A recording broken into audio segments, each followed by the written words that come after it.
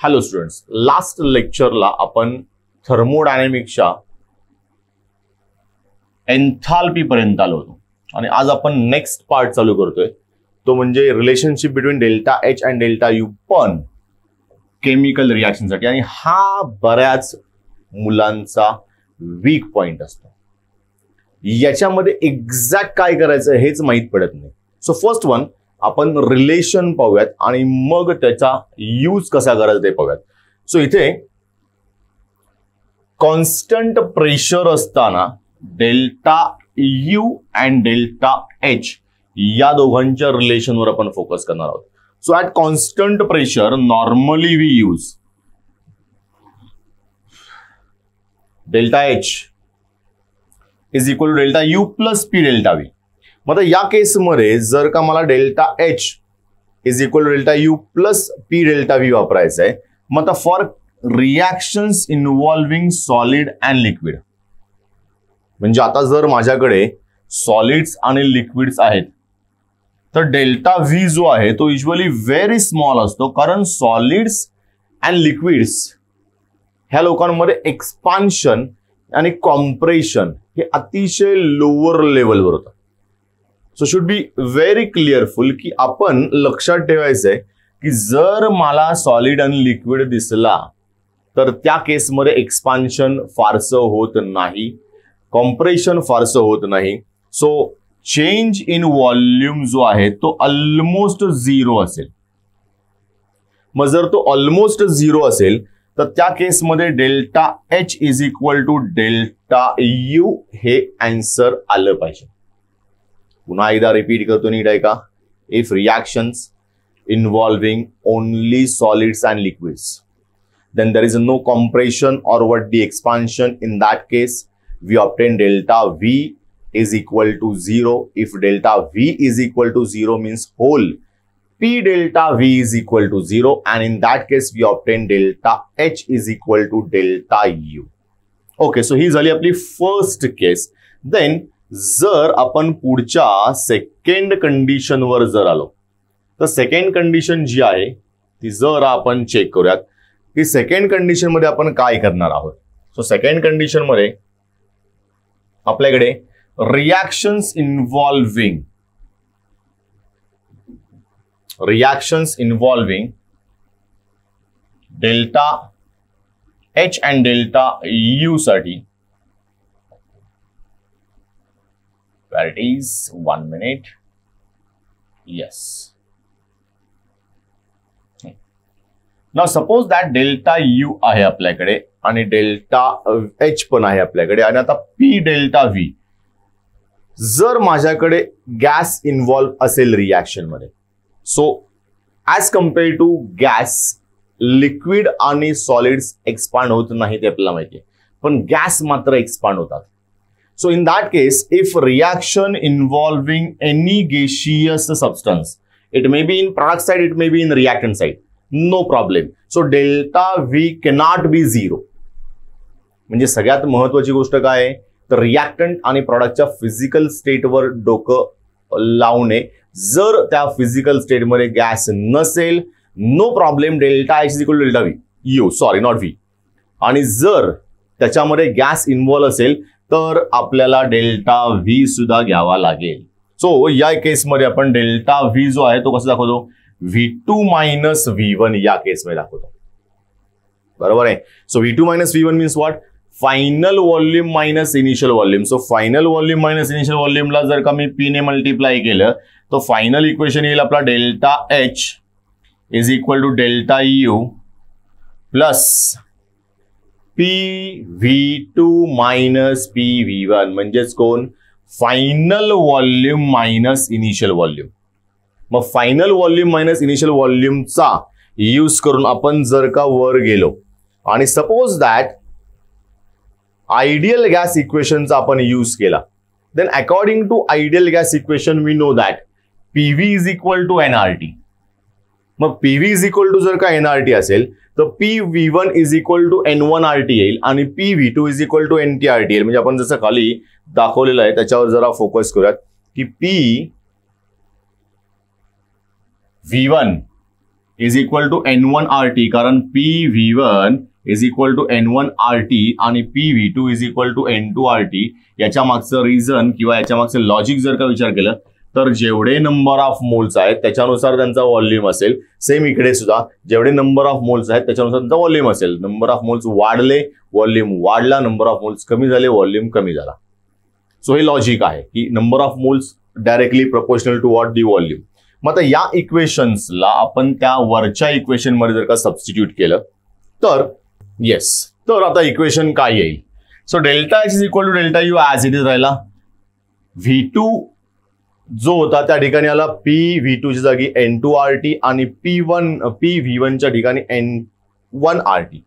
या दोघांमधून RT common घेतले, RT गेले बाहेर, N2 minus N1 राहिला. So the N2 minus N1 means what? Number of moles of product minus number of moles of reactant. So number of moles of product minus number of moles of reactant म्हणजेच काय झालं? Delta NG आला. Delta NG stand for difference between gaseous moles of reactant and product. Okay, फक्त इथे लक्षात ठेवायचंय की G जो आहे तो फक्त गॅस साठी आहे. याच्यामध्ये सॉलिड्स आणि लिक्विड्स कन्सिडर करायचे नाहीये. ओके, मग हे झालं आपलं relation. Delta H is equal to delta U plus delta NGRT. So delta NGRT आणि डेल्टा U यांना जर का मी ऍड केलं तर तो इक्वल टू असेल डेल्टा H एवढा. ओके, मग हा झाला आपला एक महत्वाचा मुद्दा. जर गॅशियस रिॲक्शन असतील तर याला कन्सिडर करावंच लागेल. फॉर एक्झाम्पल इथे एक गिवन म्हणजे सॉल्व एक्झाम्पल आहे, त्याला आपण पुन्हा एकदा चेक करू, कारण खूप मुलांना याच्याबद्दल एक्झॅक्ट इन्फॉर्मेशन नसते आणि मग ते त्या एक्झाम्पलचं सोपं असून सुद्धा अवघड विचार करतात आणि मग त्यांना ते सॉल्व करता येत नाही. So now we have a simple reaction. Carbon solid combined with 3 hydrogen molecule in gaseous state forms C2H6 in gaseous state is minus 84.4 kilojoule at 25 degrees Celsius. Calculate delta U for the reaction. Okay, and we know R is equal to what? 8.314 kilojoule, not kilojoule, joule per mole per Kelvin. आता मला delta H ची value माहिती आहे, what we have to find out delta U find out करायचं आहे. मग आता याच्यामध्ये मला फर्स्ट वन लक्ष कशावर द्यायचं आहे? कार्बनवर. कार्बन सॉलिड मध्ये आहे म्हणजे याचा आपल्याला डेल्टा N काढण्यासाठी काहीही यूज करायचा नाही. So delta N we can find out by using what? Hydrogen and ethane molecules. मग आता इथेनचा किती मॉलिक्युल आहे? 1. म्हणजे याचा अर्थ 1 mole it forms by using 3 moles of hydrogen. So delta N जर काढायचा असेल आपल्याला, delta N is equal to NP minus NR. So आता NP number of moles of product किती आहे? 1 minus number of moles of reactant किती आहे? 3. म्हणजे याचा अर्थ काय आला? 1 आणि 3 मधून आन्सर येणार आहे -2. सो -2 हे झालं आपलं answer. So number of moles of product minus number of moles of reactant, याचा आन्सर किती येणार आहे? -2. जर आपण पाहिलं तर ते जरा इकडे दिसेल, -2 आपण काढलेलं आहे. Then delta H is equal to 84.4 kilojoule आहे. That kilojoule we convert into what? Joule. Okay, कारण इथे R ची व्हॅल्यू कशामध्ये? किलोजूल मध्ये, सॉरी जूल मध्ये. तर एकतर याला किलोजूल मधून जूल मध्ये कन्वर्ट करा किंवा याला जूल मधून किलोजूल मध्ये कन्वर्ट करा. सो इथे आता न्यूमेरिकल मध्ये 8.314 जो आहे that we convert into what? The kilojoule by multiplying 10⁻⁻3. म्हणजे आपण याला किलोजूल मध्ये कन्वर्ट केलं. Now we have equation delta H is equal to delta U plus delta NRT. So इथे आला delta H along with sign consider करायचं आपल्याला. -84.4 is equal to delta U plus delta NRT असं होतं. So delta N ला शेवटला टाकायचा, या R ला अगोदर घेतला, त्यानंतर टेम्परेचर इन केल्विन आणि शेवटला डेल्टा N. तर यांचं सगळ्यांचं आन्सर जे ते मायनस मध्ये येईल. मायनस मध्ये किती आलं आन्सर? 4.96 kilo joule. आता या मायनस वाल्या डेल्टा एन आर टीच्या आन्सरला पलीकडे शिफ्ट करू, म्हणजे काय होईल, हा मायनसचा इकडे गेल्यावर प्लस होईल. सो हा -84.4 किलो जूल डेल्टा एच ची व्हॅल्यू ऍज इट इज राहिली आणि हा -4.96 झाला प्लस. या दोघांचं सबट्रॅक्शन केलं तर आन्सर किती आलं, -79.44 किलो जूल. म्हणजे ह्या -79.44 किलो जूल जो आहे it is R delta U. Means लक्षात काय ठेवायचंय, डेल्टा एन काढताना साइन घेणं, त्या साइनला बरोबर सबस्टिट्यूट करणं आणि मग त्याचा यूज करून न्यूमरिकल सॉल्व्ह करणं हे अतिशय महत्वाचं असतं, जिथे आपण शक्यतो बऱ्याच वेळेस मिस्टेक्स करतो आणि मिस्टेक्स केल्यामुळे काय होतं तर आपल्याला एक्झॅक्ट आयडिया येत नाही की काय चाललंय त्याची. Okay, now next content it's what you work done in chemical reaction. आता 10 मिनिटापूर्वी आपण जे काढलं होतं पी डेल्टा व्ही, तो ऍक्च्युली वर्क डनच आहे. मग सपोज दॅट त्याला सेपरेटली मेन्शन करायचं असेल, म्हणजे आपल्या इक्वेशन मध्ये 2 मिनिटापूर्वी आपण जे इक्वेशन पाहिलं होतं that equation is in the form of delta H is equal to delta U plus delta N R T. But that N R T actually जर का विचार केला तर तो होता आपला P delta V. And P delta V it's what work done. But जर मी ते नॉर्मल वर्क डन मध्ये गेले असेल, just we have to find out what you work done in chemical reaction, then how that will be used. So chemical reaction मधलं work done काढायचं असेल तर आपल्याकडे सगळ्यात महत्वाची गोष्ट व्हॉट वी हॅव फॉर्म्युला, त्याच्यावर फोकस केलं पाहिजे. W is equal to P external into delta V. Actually हा पी जो आहे तो मायनस कन्सिडर करतो आपण, assuming that P external is equal to P internal, म्हणजे आतमधून जेवढा प्रेशर आहे तेवढाच बाहेरून आहे असं विचार करतो, तेव्हा तो कुठे जाऊन इक्विलिब्रियमला तो बॅलन्स होतो. मग सध्या तर आपलं इक्वेशन काय आहे, normal equation we use for the work done is what W is equal to minus P delta V. So minus P delta V ला delta V means what V2 minus V1. So again we separate out and minus P ने आतमध्ये multiply केलं तर minus P ने आतमध्ये multiply केल्यानंतर equation पुन्हा एकदा आपल्या नॉर्मल फॉर्मॅटमध्ये येईल. म्हणजे नॉर्मल फॉर्मॅट मधलं काय आहे, minus P1 into V2 is equal to minus P V2 and minus P into V1 minus minus plus plus P1 V1. Not P1 V1, it's what P V1. So according to ideal gas equation पुन्हा एकदा त्याच फॉर्मॅटमध्ये आपण येतो. P V2 आणि P V1 is equal to N1 RT आणि N2 RT. मग या दोघांना जर का मी इथे सबस्टिट्यूट केलं या इक्वेशन मध्ये, so minus N2 RT plus N1 RT असं येईल. या N1 आणि N2 ला जर का मी कॉमन घेतलं तर N2 मायनस N1 हा कॉमन आला, RT बाजूला राहिला आणि N2 minus N1 is equal to what delta N पुन्हा एकदा आला. म्हणजे W is equal to minus delta N R T. Minus sign का इंडिकेट करतोय तर आपल्याकडे minus P external into delta V होतं. सो या इक्वेशन मध्ये सुद्धा W is equal to minus delta N G R टीच येणार आहे. सो इथे फसायचं नाही, कारण खूप मुलांनी असंच केलेलं असतं.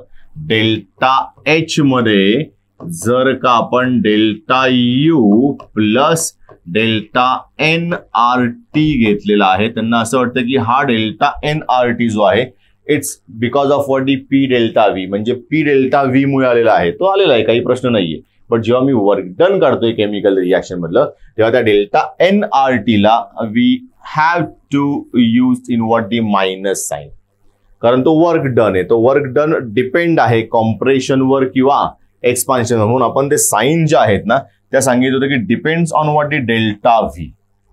म्हणजे in case of compression W is what the positive, but in case of expansion W is what the negative. म्हणजे तसंच मला इथे सुद्धा यूज करावं लागेल, म्हणून तो डेल्टा एन जो आहे त्याचा साइन मायनस आलेला आहे. सो त्याला विसरून चालणार नाही. मग इथे काही कन्व्हेन्शन्स आहेत, याला सुद्धा आपल्याला पाहावं लागतं, कारण हे बऱ्याच वेळेस येतात की W डिपेंड ऑन एन कसा येईल. सो फर्स्ट वन जो आहे, जर N2 आणि N1 याच्यामधला N2 लार्जर असेल आणि N1 स्मॉलर असेल तर डेल्टा एन जी नेहमी कसा येईल, पॉझिटिव्ह येईल.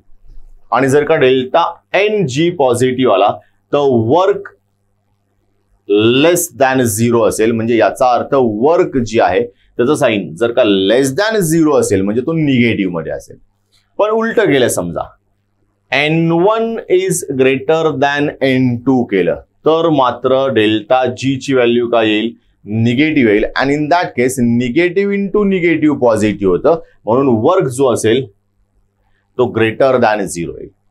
म्हणजे in case of what expansion आणि इन केस ऑफ कॉम्प्रेशन जसं दाखवलं होतं त्याच फॉर्मॅटमध्ये इथे सुद्धा आहे.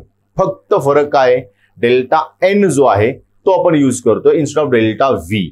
मग डेल्टा व्ही निगेटिव्ह असेल तर negative into positive, sorry negative into negative positive होतो आणि मग त्याचा आन्सर जे आहे ते पॉझिटिव्ह मध्ये येतं. पण डेल्टा व्ही जर का पॉझिटिव्ह मध्ये आला तर पॉझिटिव्ह इंटू निगेटिव्ह हे निगेटिव्हच राहतं.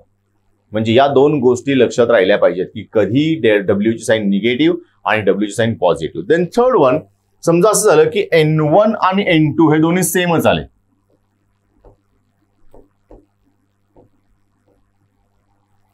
मग या थर्ड केसमध्ये डेल्टा एन जो आहे तो येईल 0 आणि जर का डेल्टा एन 0 आला तो होल पी डेल्टा व्ही जसा व्ही 0 असताना म्हणजे व्हॉल्यूम चेंज 0 असताना W इज इक्वल टू 0 आला. इन दॅट केस सेम इथे आपल्याला ऑब्झर्वेशन मिळेल की if delta N is equal to 0 then whole W it's what is 0 means what is no work done. म्हणजे दोन कंडिशन लक्षात ठेवायच्यात की वर्क डन 0 कधी असेल, W इज इक्वल टू 0 कधी आलं होतं, एकदा आपल्याकडे delta V is equal to 0 असेल तेव्हा वर्क डन 0 ला होता आणि आता आपल्याकडे delta N is equal to 0 असेल तर W 0 आला. सो हे महत्वाचे कंटेंट जे आपण नेहमी विसरतो. एन्थाल्पीज, डिफरंट प्रोसेसेससाठी एन्थाल्पीज जो आपल्याला लक्षात राहायला पाहिजे. मग तो एन्थाल्पी कोणाकोणासाठी आहे तर पहिला एन्थाल्पी जो आहे तो फेज ट्रान्सफर साठी आहे. मग आता पहिला एन्थाल्पी मध्ये कोण कोण होता, delta H for vaporisation, delta H for sublimation and delta H for fusion. म्हणजे याच्यामध्ये आपण काय मोजतो, एन्थाल्पी चेंज. एन्थाल्पी चेंज म्हणजे कोण, किती एनर्जीचा चेंज झालेला आहे. फॉर एक्झाम्पल जर का आपण पाहायला गेलो या सगळ्यांमध्ये तर कॉमन फॅक्टर काय तर नीट ऐकूयात.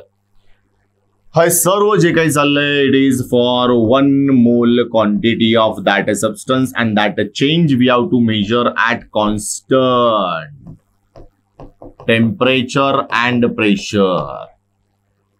म्हणजे एक्झाम्पल साठी सपोज दॅट हे वेपरायझेशन पाहायचं आपल्याला तर वेपरायझेशन नॉर्मली जर का मी H2O चं पाहतो तर H2O liquid convert into H2O gas हे दोन डिफरंट टेम्परेचरला होईल. नॉर्मल टेम्परेचरला तुम्ही 25 डिग्री सेल्सिअस जरी ठेवलं असेल तरी सुद्धा तो काय होईल, वेपराइज होईल. आणि जर का नॉर्मली तुम्ही या H2O ला 100 डिग्री पर्यंत बॉईल केलं तरी सुद्धा तो काय होईल, वेपराइज होईल. म्हणजेच थोडक्यामध्ये काय झालं, same process occurs at a different temperature. Same process occurs at different temperature. So obviously there is a change in enthalpy. म्हणजे या पहिल्या प्रोसेसचा एन्थाल्पी आणि दुसऱ्या प्रोसेसचा एन्थाल्पी सेमच असेल असं नाहीये. दोन्ही वेगवेगळे एन्थाल्पी आहेत कारण दोघांच्या हीट कंटेंट जे आहेत, टेम्परेचर रेंजेस ज्या आहेत त्या वेगवेगळ्या आहेत. But what we have to find out, या सेम टेम्परेचरलाच फक्त कन्व्हर्जन होतं तर तेव्हा जी काही एनर्जी चेंज असेल that energy change means what the enthalpy. For example enthalpy of vaporization means what the 1 mole of liquid substance convert into its gaseous substance at constant temperature and pressure. Whatever the change in enthalpy we observe, that change in enthalpy known as what, enthalpy of fusion, not fusion, enthalpy of vaporization. Second one sublimation. Sublimation मध्ये काय करणार आहे, same solid substance directly convert into what liquid substance. मग त्याच्यामध्ये जो काही enthalpy change येईल तो एन्थाल्पी चेंज म्हणजे कोण असेल, sublimation. And fusion, solid substance we have to convert into what is liquid substance at constant temperature and pressure. 1 mole quantity पुन्हा एकदा as it is ठेवायची. 1 mole ला जेवढी एनर्जी चेंज येईल that energy change is known as what, enthalpy of fusion. Then next one कडे गेलो आपण तर अजून काही एन्थाल्पीज आहेत. For example enthalpy of ionization, then enthalpy of atomization, then enthalpy of electron gain, then enthalpy of 1 2 3 enthalpy of solution. मग हे असे अजून काही लोक आहेत ज्यांना आपल्याला पाहावं लागेल. सो हे पुन्हा एकदा सेम, फक्त फरक एवढाच आहे की एन्थाल्पी ऑफ सोल्युशनला जरा बाजूला ठेवूया आपण, तो आत्ता गरजेचा नाहीये. या 3 लोकांकडे जाऊयात. हे आहे ionization means what, formation of cation. हे आहे electron gain means what, formation of anion. आणि हे आहे atomization means what, formation of atoms from its neutral molecule. म्हणजे मॉलिक्यूलचे ऍटम सेपरेट करायचे आणि ते सुद्धा नॉर्मल असले पाहिजे. सो आता इथे काय कंडिशन आहे, सेम कंडिशन आहे. एक छोटीशी गोष्ट ऍड करायची, इकडे सुद्धा 1 मोल ऑफ सबस्टन्स मला ionization,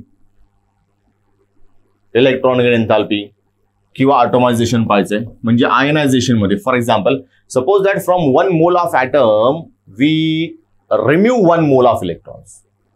So whatever the energy required for that process at constant temperature and pressure and in gaseous state, that energy known as what, the enthalpy of ionization.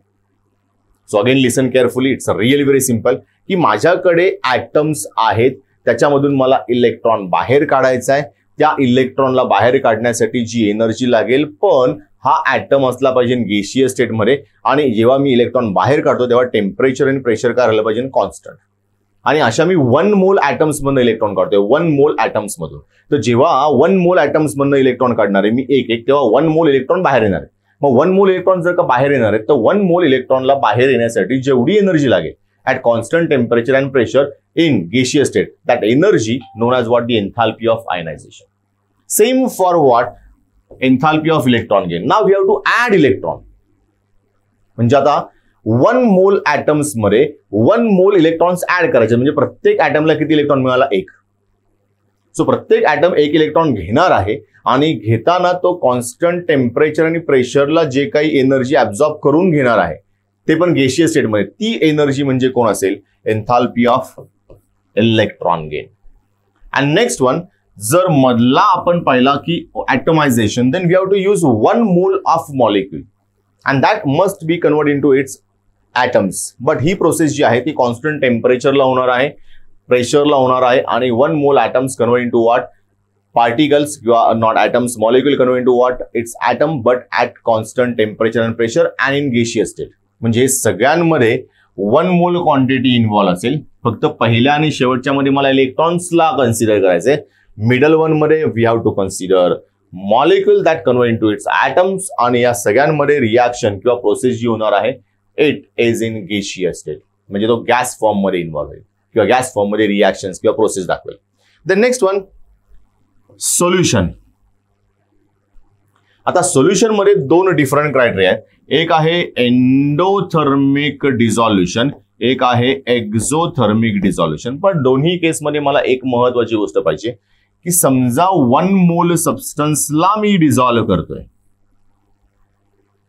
Specific quantity of solution मध्ये, तर त्या 1 mole of substance साठी जी काही energy लागणार आहे किंवा तो dissolve होताना जी काही एनर्जी इव्हॉल्व्ह करणार आहे, दॅट चेंज इन एन्थाल्पी किंवा change in energy we consider as enthalpy of a solution.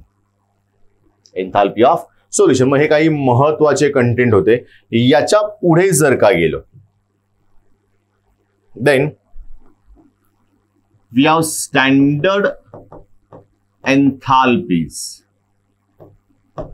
So what is meant by standard enthalpy? Normal enthalpy जो आपण दाखवला होता तो H मध्ये दाखवला होता. आणि जर याच्या डोक्यावर किंवा राईट हँड साइडला नॉट आला, छोटासा 0 आला, तर हा झाला standard enthalpy. So again we find out what the enthalpy change. Never we can find out what the exact amount of enthalpy associate with any system. Change in enthalpy आपल्याला काढता येईल, पण एखाद्या सिस्टीम मध्ये असणाऱ्या एन्थाल्पीची एक्झॅक्ट इन्फॉर्मेशन काढता येणार नाही. मग आता इथे delta H not stand for standard enthalpy of reaction किंवा standard enthalpy of that process. मग आता इथे काय करायचंय मला, what is meant by standard enthalpy? It's a really simple. कोणत्याही एखाद्या प्रोसेसमध्ये suppose that standard substance involve झाले असतील, मीन्स प्युअर सबस्टन्स. एलिमेंट असेल तर तो प्युअर फॉर्म मध्ये असला पाहिजे, मॉलिक्यूल असेल कंपाऊंड असेल तर तो त्या प्युअर फॉर्म मध्ये असला पाहिजे. ज्या काही मी पॅरामीटर्स इथे यूज करणार आहे त्याही प्युअर असल्या पाहिजेत. म्हणजे कोण स्टँडर्ड असल्या पाहिजे. फॉर एक्झाम्पल टेम्परेचर स्टँडर्ड असलं पाहिजे, प्रेशर स्टँडर्ड असलं पाहिजे. त्यानंतर जो काही चेंज मला मिळेल इथे एनर्जी मधला, तो चेंज जो आहे त्याला आपण काय कन्सिडर करणार आहे, standard enthalpy of that process. So what is mean by standard enthalpy? The enthalpy change obtained during the process in which all the material exist in its pure form, means standard form. Temperature and pressure also maintained at its standard level. Then the enthalpy change, we obtain that enthalpy change considered as what is standard enthalpy of process. मग याच्यामध्ये पहिला कोण येतो? Delta R H not. So R stand for reaction. R stand for reaction. So enthalpy of reaction. So enthalpy of reaction means what? Standard enthalpy of product minus standard enthalpy of reactant. Simply जर सांगायचं झालं तर मग reaction मध्ये समजा खूप सारे involvement असतील, we have 2-3 reactant, 2-3 product, then actually we use another formula in which एन्थाल्पीची समेशन करावी लागेल. सो स्टँडर्ड एन्थाल्पी मध्ये summation of enthalpies of product minus summation of enthalpies of reactant असं घ्यावं लागेल.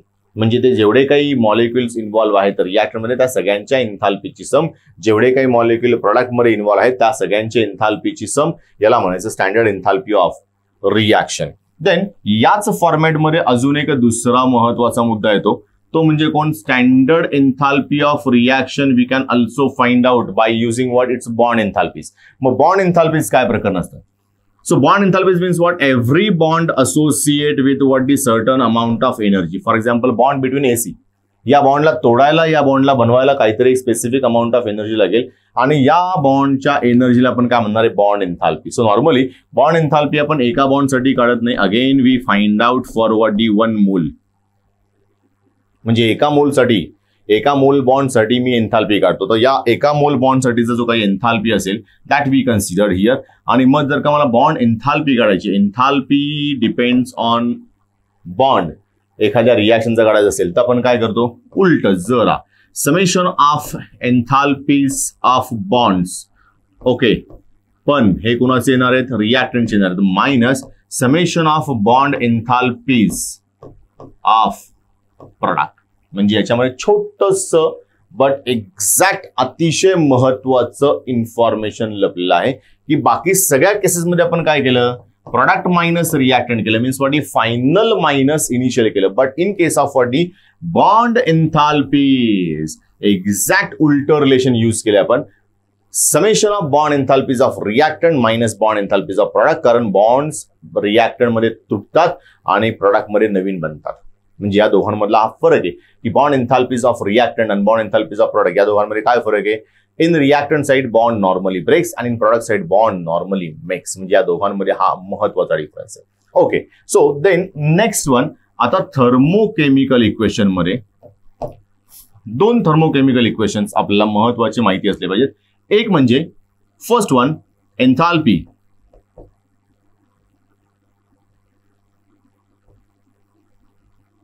ऑफ रिएक्शन, ज्याच्यामध्ये एक्झोथर्मिक रिएक्शन असेल, आणि एन्थाल्पी ऑफ रिएक्शन ज्याच्यामध्ये एंडोथर्मिक असलं पाहिजे. सो या दोघांच्या आन्सर्स नेहमी कसे येतात ते जरा चेक करायचं. Suppose that we have exothermic reaction, then enthalpies of product always less than enthalpies of reactant. कारण एंडो नाहीये, ती एक्झो आहे. So when reactant convert into product at that time they evolve energy and then convert into product.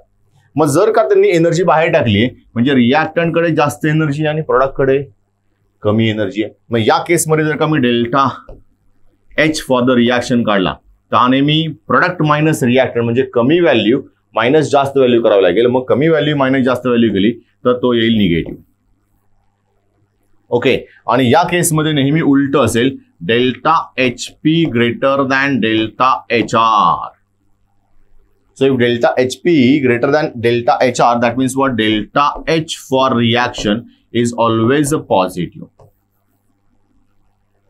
Always positive. मग या केस मधल्या दोन महत्वाच्या reactions ज्या आपण पाहतो as a delta FH not and delta CH not, याला म्हणायचं enthalpy of formation.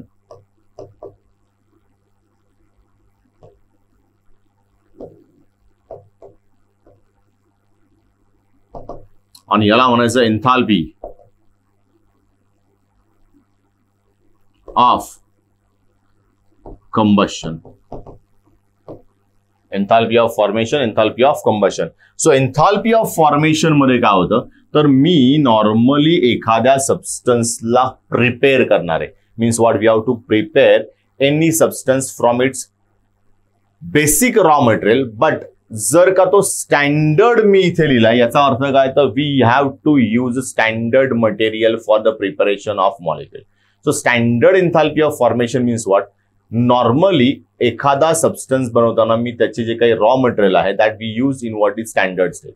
So standard enthalpy of formation is defined as the amount of energy required to prepare 1 mole of standard substance from its standard basic constituents at constant temperature and pressure. आता मात्र इथे गॅसिय state नाहीये, म्हणजे कुठे गॅसिय state वापरायची, कुठे गॅसिय state वापरायची नाही, हे आपल्या डोक्यात आलं पाहिजे. इथे मला बनवायचा सबस्टन्स, जर सबस्टन्स बनवायचा आहे तर त्याला किती एनर्जी लागणार आहे हेच फक्त फाइंड आउट करायचं आहे. त्यासाठी लागणारं मटेरियल जर का मी स्टँडर्ड यूज केलं असेल, स्टँडर्ड टेम्परेचर प्रेशरला रिएक्शन केली असेल, then it's called as what? Standard enthalpy of formation. Then similarly एखाद्या सबस्टन्सला मी बर्न केलंय, क्लिअर, आणि ते स्टँडर्ड कंडिशनला बर्न केलंय, जो सबस्टन्स मी यूज केला होता तो सुद्धा प्युअर फॉर्ममध्ये होता, देन दॅट सबस्टन्स बर्न्स एक्झोथर्मली, म्हणजेच तो हीट बाहेर टाकणार नॉर्मली, तर त्याला आपण म्हणतो standard enthalpy of combustion. Means here again the energy evolve during combustion of 1 mole of standard substance in standard states called as enthalpy of formation, sorry combustion. मग इथे दोघांनाही महत्वाचं आहे की 1 मोल क्वांटिटी बद्दल आपण विचार करणार आहे. सो 1 मोल क्वांटिटी दोघांची असेल, या किंवा या, इथे तयार करायचं आणि इकडे काय करायचं, फक्त आपल्याला त्याला बर्न करायचं आहे. सो इथे झालं हे महत्वाच्या एन्थाल्पीचं इन्फॉर्मेशन. त्यानंतर नेक्स्ट वन इम्पॉर्टंट पार्ट जो आहे, it's what the Hess's law of constant heat summation. याच्यावरचे न्यूमेरिकल्स एक तेवढेच महत्वाचे आहेत जेवढे आपण बाकीचे न्यूमेरिकल्स पाहणार आहोत, कारण याच्यावरचा न्यूमेरिकल बऱ्याच वेळेस तुम्हाला पेपरमध्ये पाहायला मिळतो आणि मग तिथे एक्झॅक्ट स्टेप्स काय करायचे या माहित नसतात. सो लक्षात ठेवायचं की या Hess law of constant heat समेशनला इग्नोर करून चालणार नाही. लॉ अतिशय सिंपल आहे. लॉ मध्ये काय सांगितलंय, सपोज दॅट एखादी रिएक्शन जी आहे ती एकाच स्टेपमध्ये होते, ए डायरेक्टली कन्वर्ट इनटू बी, आणि याचा डेल्टा H जो आहे तो आपण इमॅजिन करू की डेल्टा H1 आहे. Means what? Delta H1 stand for enthalpy of reaction in which A convert into what B. Second one, suppose that A convert into C, then C convert into D, and D again convert into what? DB. So finally we obtain B, but it's through what? Another process in which A convert into C, then C convert into B, then B not B, D convert and D convert into what? DB. म्हणजे इथे 3 step मध्ये reaction झाली. First one A convert झाला B ला, not B ला, C ला. Suppose that इकडे जो डेल्टा H ऑब्झर्व झालाय तो आहे आपला delta H2, then C convert into D. The change in enthalpy is what? Delta H3. And suppose the D convert into B, change in enthalpy is equal to delta H4. आता या सगळ्या process मध्ये जर का मी या डायरेक्टला आणि इनडायरेक्टला नीट observe केलं तर असं दिसून येतं delta H1 is equal to delta H2 plus delta H3 plus delta H4. म्हणजे या सगळ्यांची व्हॅल्यू सुद्धा किती आली? डेल्टा H1 एवढी झाली. ओके, मीन्स याचा अर्थ काय? Whether reaction takes place in single step or it may be takes place in what? The multi step, the change in enthalpy for particular reaction is always constant. Clear? मग मी काय सांगितलं पुन्हा एकदा check करा. रिएक्शन एका step मध्ये होऊ द्या किंवा भरपूर स्टेप्स मध्ये होऊ द्या, एखाद्या पर्टिक्युलर रिएक्शन साठी जो काही एन्थाल्पी चेंज असेल तो तेवढाच असेल तो कधीही चेंज होणार नाही. मग याच स्टेटमेंटला Hess's law of constant heat summation. Constant means what? Reaction कोणत्याही मार्गाने होऊ द्या त्याची हीट जी राहील ती कॉन्स्टंट राहील. So it's called as what? Constant heat summation. So Hess's law of constant heat summation. मग याच्यामध्ये काय सांगितलं statement? Whether reaction takes place in single step or reaction takes place in multi step, the heat of reaction or enthalpy of reaction remains constant. तो बदलणार नाहीये. मग याला म्हणायचं काय? Constant heat summation. मग याच्यावरचे न्यूमेरिकल जे आहेत ते अतिशय मजेशीर आहेत आणि ते सॉल्व्ह करताना खूप लोकांना नॉर्मली प्रॉब्लेम येतो. मग आपण तो जरा चेक करूयात पुन्हा एकदा numerical. So we have one example here. Calculate the standard enthalpy of reaction. आपल्याकडे रिॲक्शन कोण आहे? SiO2 plus thrice graphite forms SiC plus 2CO. म्हणजे आता या केसमध्ये या इक्वेशन साठी आपल्याला एन्थाल्पी चेंज काढायचं आहे.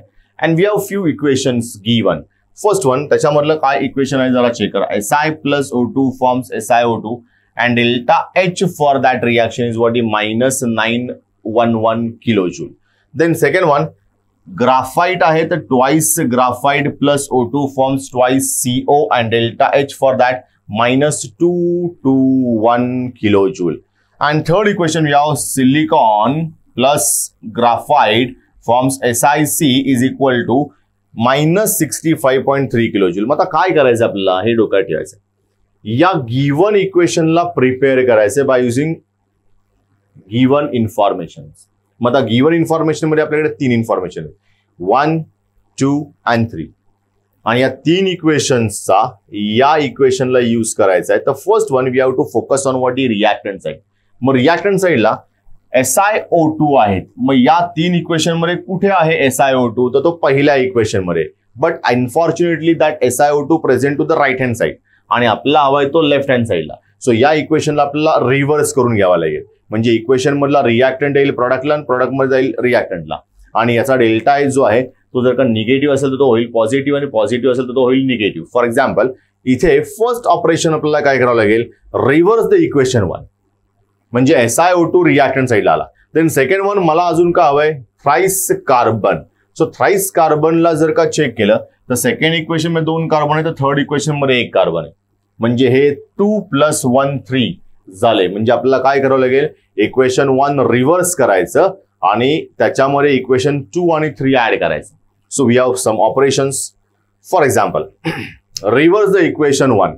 इक्वेशन 1 ला रिव्हर्स केलं तर हा झाला SiO2 forms Si plus O2 delta H is equal to -911 kilojule. वर किती दिलाय? -911 kilojule दिलाय. खाली पण -911 kilojule दिलाय. तर इथे छोटीशी मिस्टेक आहे. It not a minus. हा कोण असला पाहिजे? प्लस. सो याला लक्षात ठेवा की हा मायनस नाही, हा कोण आहे? प्लस. सो हा आहे plus, not the minus. Then add equation 2, 3 and 4. म्हणजे नवीन इक्वेशन तयार झाले त्याच्यामध्ये सेकंड आणि थर्ड इक्वेशनला आपण ऍड करू. ऍड केल्यानंतर नवीन इक्वेशन्स काय मिळणार त्याच्यावर जरा फोकस करूयात. So after addition of second, third आणि फोर्थ इक्वेशनला लिहिलं, त्यांच्या एन्थाल्पीजला सुद्धा लिहिलं. आता इथे आलाय बरोबर मायनसचा कॅन्सल होऊन प्लस, कारण तो ऑपोजिट झाला. याच्यामधले कॉमन फॅक्टर जे आहेत ते कॅन्सल केले. फॉर एक्झाम्पल कॉमन फॅक्टर कोणते कोणते कॅन्सल होत आहेत तेही जरा चेक करू.